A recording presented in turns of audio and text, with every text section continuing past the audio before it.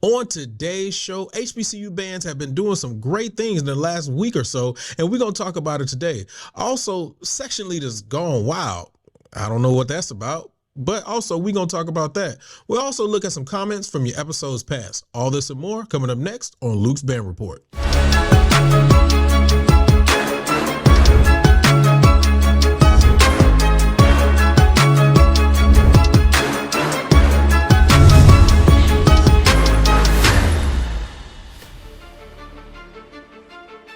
Good evening, afternoon, or morning, or whenever you're watching me right now. My name is Jay Luke, the owner and operator of the Passion Is Network. I'm also the host of Talk That Talk and a panelist on Blow the Whistle. You can pick up any of our merchandise at www.realtalkthattalk.com. Also, go ahead and check us out on any of our other platforms. Just look up Real Talk That Talk or the Passion Is Network on Instagram, or Real Talk That Talk on Instagram. All right, let's go ahead and get right into it. So, a lot of things have been happening this past week, and I haven't really made a decision on where I want to go first. So as a matter of fact, I'll go ahead and get the elephant out the room real quick, or not real quick. We're going to talk about it for a while. So before I start this conversation, I want to start by saying this. I am not going to play the video that I have seen. The reason why I'm not going to play that video that I've seen, I'm going to be very, very honest with this. I typically won't be that person who's going to put the videos out unless they're already in a public space. What I mean by public space is there are certain videos that happen with us that circulate within our particular areas. And because they do, and they haven't gotten out to the masses, I'm not going to be the one to put it out to the masses. The video itself.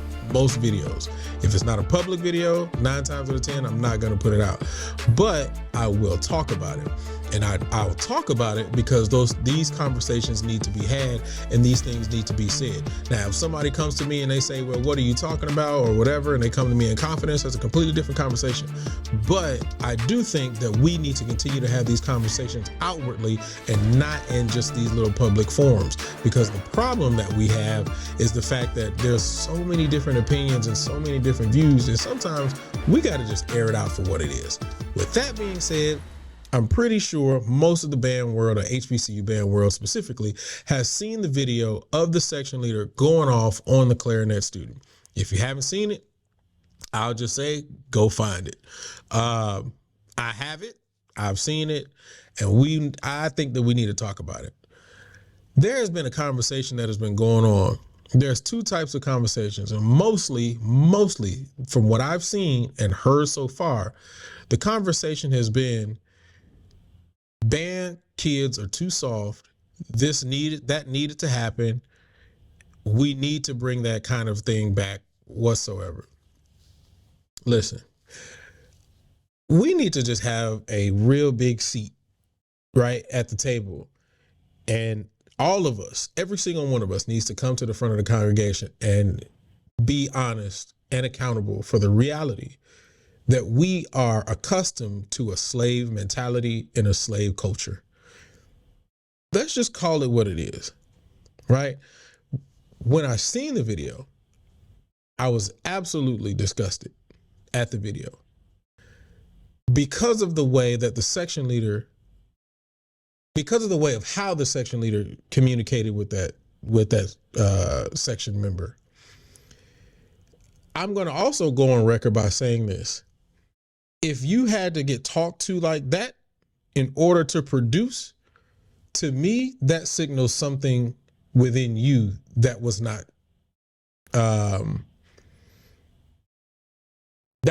okay. Because I don't want to say that anybody's a bad person. I'm not going to say that. I'm not going to say that your life was messed up or anything like that. I'm not saying that. But what I am saying is, if you had to be talked to like that in order to be motivated, to me, that is an issue, right? Anybody who knows my past knows that I have marched in high school for one of the best bands, high school bands, under one of the best directors ever. And if you don't know, go back and watch our episode of Real Talk That Talk when we talked about our past, or you can just come and talk to me like, straight up, and I can tell you my history and where I came from and the school I marched with and the years that I marched, right? I never in my life, in that experience in high school, was talked to that way in order to be able to produce at the level that we did. And it was also understood to me that you did not have to be belittled in that way in order to be able to produce. Now, here's the other part. I also marched in the Legion, Dizzy rookie class, crab class, however you want to call it, rookie class 2002. Section leader for 2 years, screamer every year that I was there. I still never was talked to in the manner that that young lady was talked to. In my personal opinion, there is no way that you can condone that type of behavior. There is a way that that student could have said the same thing, but differently. Calling and belittling and berating any person, any student at the end of the day should not be tolerated. And to me, and I'm not saying that this is, let me be clear. I'm not saying that this is what is happening in that band room. I'm just saying that from my purview, that is a reflection of what is allowed around you. That's the way that I perceive it, because I know that as a leader, when I was a section leader in high school, I was the extension of the band director. I was the extension of the drum major. I was the extension of the band director. And whatever the band director allowed in front of the band is what we would carry out behind closed doors, right? We would never talk to our section like that. And honestly, to me, that also shows poor leadership if that is the way that you need to be able to communicate with your section in order to get them to produce, right? But there's a bigger issue that I also feel within this whole conversation. Watching and looking at the people and listening to the comments that people are saying, yeah, this is cool. Yeah, we need to bring, back because, people are, kids nowadays are soft. All of these different kind of conversations. How does that make you stronger? How does that motivate you? Right? Listen to what I'm saying. I'm not saying that, let me be very clear. I'm not saying that what that young lady played was top notch. I'm not even saying that the section leader had a right to be or didn't have a right to be upset. What I am saying is, regardless of how frustrated or upset you are, there is a better way to be able to convey what you need to convey without calling somebody all these B's, right? Without stepping to their face like you're going to swing on them. Because the truth of the matter is, like that, I guess the young lady was laughing when she was doing it or whatever, but had that happened during my time, somebody would have got swung on. Because you're not going to just talk to me like that. You can tell me to drop. You can tell me to run. You can tell me, matter of fact, I'm going to be honest with you. You can cuss. I'm not even saying that you shouldn't be cussed at. But in the level of what that student did is not okay. It's not okay. And the fact that people are condoning it shows that we have an affinity for a slave mentality that we just can't let go of. And then it also brings up another question for me, right? What made that student laugh? If that's what she was doing, right? What made the student even laugh, right? Because the way that I look at it is in this purview. If that kid, and this is just an example, I'm not saying that this is what happened to that kid, but if that kid had a lifestyle coming up at home where that's the communication that she received when she was at home, and then she got to high school band and she received that same energy, and then you get to college band, an institution of higher learning, and you receive that same energy, then it becomes not effective. That's probably why she was laughing, because it's not effective to her, because that's normal talk for her. And then the true elephant in the room is I love music. I love band. I love band culture. I love the production in which we are able to produce when we do it at a high level. But it's banned. Like the way that you talk, the way that that young lady talked to that other student is not indicative to what we should be doing and the energy that we should, or the way that we should be speaking to each other in the interest of band. Because I'm gonna be honest, that to me wasn't a life or death situation. That wasn't a situation where we even had to even put it to that caliber. That student should be reprimanded. That student should recognize that that should not be tolerated. And if that is okay, not even just at the university which that was recorded. Again, I'm not, unless you've seen the video, I'm not gonna do that. That's not how I rock. But I am gonna talk about it. So again, it's not okay, people. It's just not. That doesn't prove how hard you are, and that doesn't make anybody turn over to all of a sudden have a passion for this. It just doesn't. It may work to some, but by and large, that is not the way it's gonna rock. Telling me I'm gonna run, telling me I gotta do push-ups, telling me I'm gonna lose my scholarship, telling me a multitude. Matter of fact, telling me, and this is, these are things that could happen during my time, telling me that you gonna play this section and I'm gonna make the rest of the section run until you get it right. Like there's so many other things that could have been communicated to that student, except for the one thing that did happen, that did transpire, that we're saying that that's okay. Why do we need to feel like we need to berate ourselves as a people? And I'm sorry, I'm not sorry. I got to make this cultural. That's not cool. As a people, we downgrade and bring our own people down to say that we want to build us up. How is that okay? But then we want to be these hotep people who want to be acting like we care about our culture and our lineage and what we do and all that kind of stuff, and then talk about how bad slavery was and blah blah blah blah. But then you perpetuate it in situations and scenarios like that, and then you support it by saying, "Yeah, this is cool." No, it's not. It's not cool. It is not cool, regardless of what you've been through. Just because you went through whatever it is that you went through, however you went through it, doesn't make it right, bro. It just doesn't.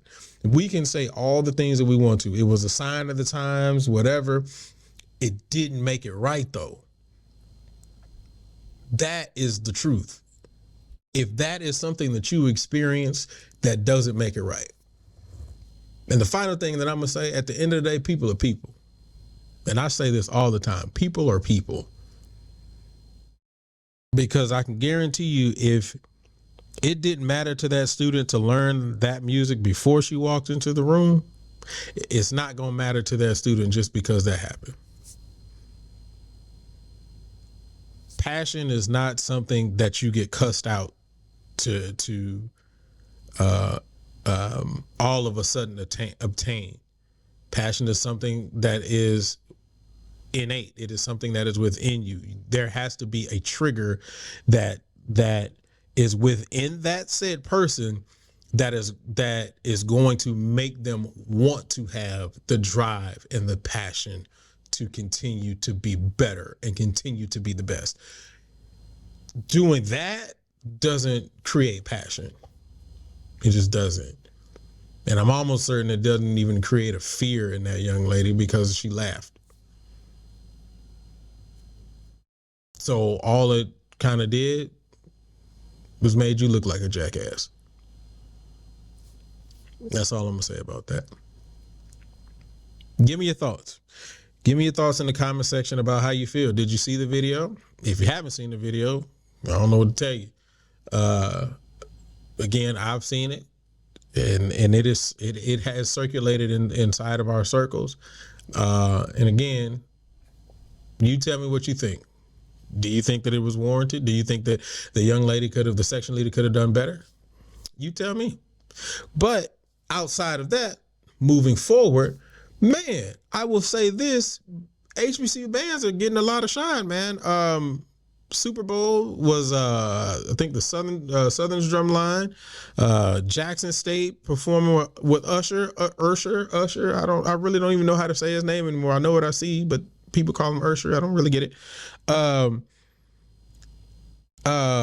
Virginia Union, and I think it was Winston-Salem State was performing with Jennifer Hudson during the All-Star game.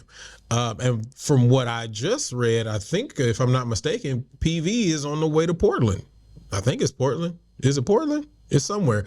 They going out of state, and they playing for, I think, another NBA team. So dope. I think that's a great thing. I enjoy the fact of being able to see HBCU band programs get the exposure that they deserve to get. One of the things that I had a conversation with one of my frat brothers today was, the truth of the matter is, as a people, we decide what culture is, right? We shift the narrative when it comes to culture.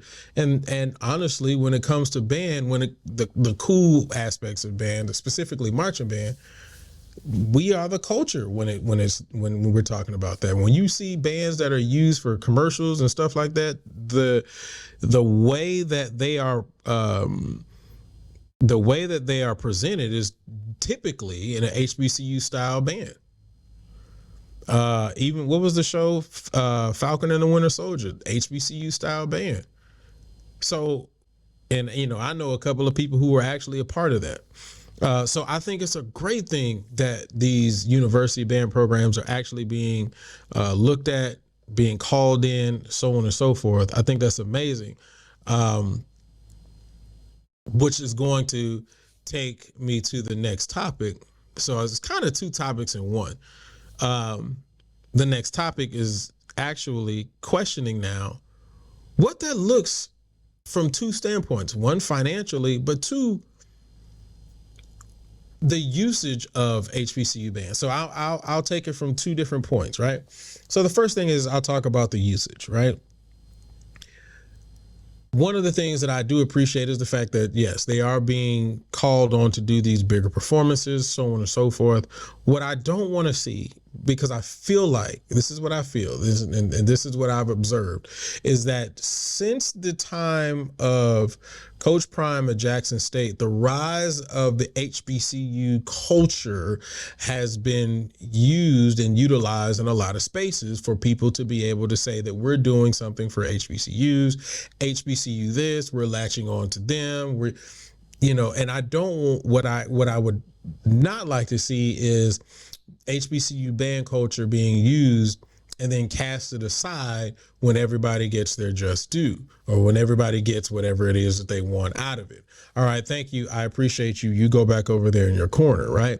I would really like to see more university band programs being called upon, specifically HBCUs, but university band programs being called upon to do more things, to be called out for certain things, to be asked to do certain things. I appreciate the fact that Virginia Union and Winston-Salem State were used, because I know that they had a battle, I think it was the night before, the night of, and then they were used for Jennifer Hudson. I think that's great. Smaller band band programs at HBCUs being used instead of seeing the typical programs that we always see, the bigger programs that we're used to seeing, the Gramblin's, the Jacksons, the Southerns, the FAMs, right? So being able to see Winston-Salem and Virginia Union, shout out to Fascia,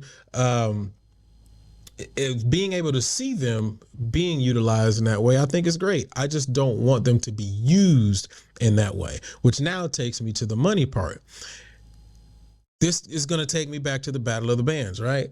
And the reason why I say that is because we all know, and I've said this before, we all know that when it comes to Battle of the Bands, when we look at all the different spectrums of the Battle of the Bands, the bands are the draw, right? That is the thing. It's the entree on the meal. But we've also talked about the fact that when it comes to bands, they're not being paid or they're not being compensated in the way that they need to be compensated when people call them to come and perform. Now, here's the question.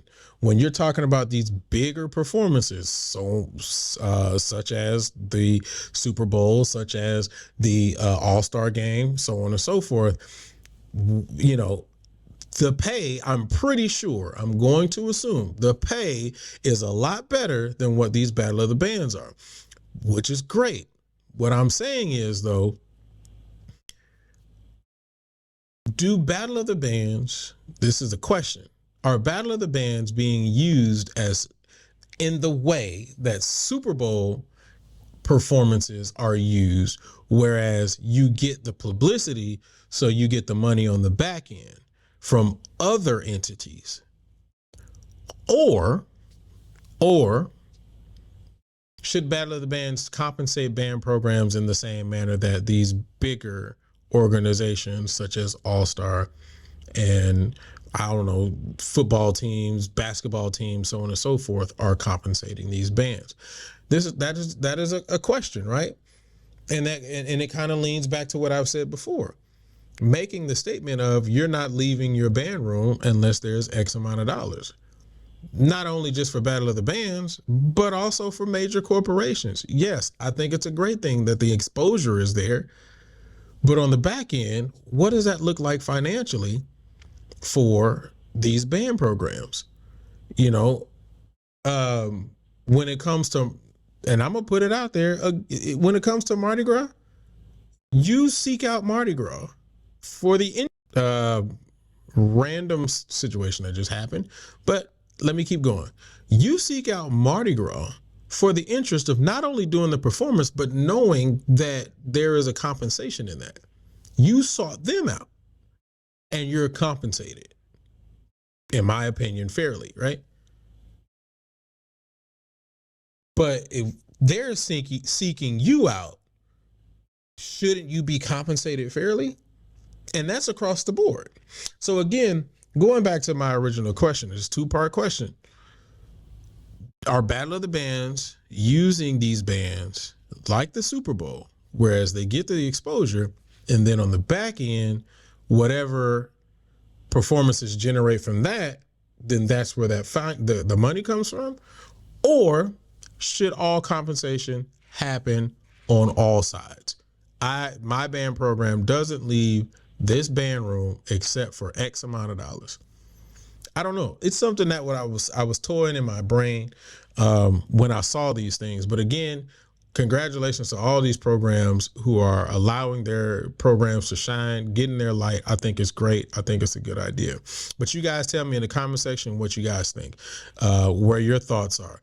Would you like to see some other band programs being put into some lights? I mean, to be quite honest, we haven't seen Virginia Union in a performance like that. So I think it's super dope that has happened. We haven't seen Winston-Salem. So would you like to see other bands in these bigger performances? Would you want to know, well, not necessarily want to know, but would you want to be able to see band programs, HBCU band programs, getting paid for their actual work, right? So you guys tell me in the comment section. Other than that, we're going to go to some of your comments from the past episodes. All right, so here we go. We're going to, this is going to be from the episode F, an investigation. We see what you did. This is from when the young man got pushed in New Orleans. This is actually the last episode that we did. So here we go. This is from Director 1914. That bridge is a full energy spot. I remember it in my high school then as a band director. The energy you'd get from under the bridge would radiate enough to get you to the end of the parade, because some batches be long. Yeah, absolutely. No, I absolutely agree with you. Again, like I said before, or I said on that episode, that is the highlight of the parade, right? Like even Justin said it, like some of those kids, they wait for that moment. They wait to be recorded. They want to be inside of that. So I think it's very necessary that we continue not only having that bridge performance, because you got to go on that bridge anyway, right? But to also continue to allow those kids to be recorded. For them, it's a memory. We don't, when you think about us in undergrad, specifically in my time, we don't have those kind of videos. So for those kids to be able to have that video, go back and look at it and get excited about it, I think that's a beautiful thing, man. I think that's what it's all about. Here we go. Demon Davis. Let me have a level head about this. It was a moment and it is teachable. I think he should be suspended, hopefully unpaid, and placed in training about how to work with the community. I don't want to ruin this man's life, but he needs to understand that you can't do that without expecting a significant disruption in life. No, I absolutely agree with that. I do think that there needed to be a reprimand. There still needs to be a reprimand. I don't know what it is. I know that they did do a protest. I think I was told they were going to do a protest about that. But yes, I definitely agree that he does need to understand on how to work with the community. And I also get this, and I'm gonna say it again, people are people. He could have just been having a bad day that day.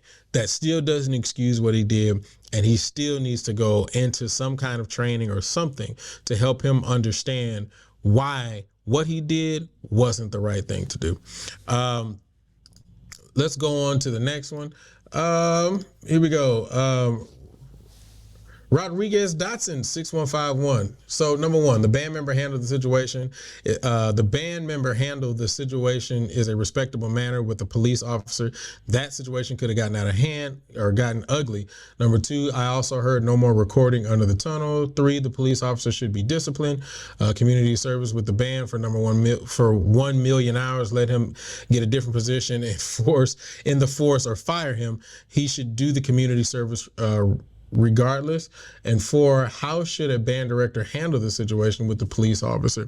Yeah, I agree with everything you said. And then get into the last question. How should a band director handle the situation with the police officer? I'm going to be honest, and I think that this goes to kind of what Justin said on Talk That Talk. He didn't even know that it was happening at the time. And rightfully so, right? For the most part, if you're in front of your band like that, specifically the size of the band that he has, you can't necessarily see what's going on behind you. So that's why you have your band parents and your assistants and so on and so forth. I will tell you that I'm not going to say that every band director would have a level head about that. I think that some band directors probably would have escalated the situation, because you got to remember, and you know this, as a band director, man, those are your kids, those are your babies, those are like your own kids, like you birthed them, and so you don't want anybody to do anything egregious against them or disrespectful towards them. So I don't know, every band director is different. How should they handle it? They probably should, in that moment be, let things happen and move forward, and then take it to wherever you need to take it to, the police chief, so on and so forth. But I can't guarantee that every band director would have handled that like that. Last one. Rob 4793. What is there to investigate? The footage is clear. I said the same thing. I absolutely agree with you.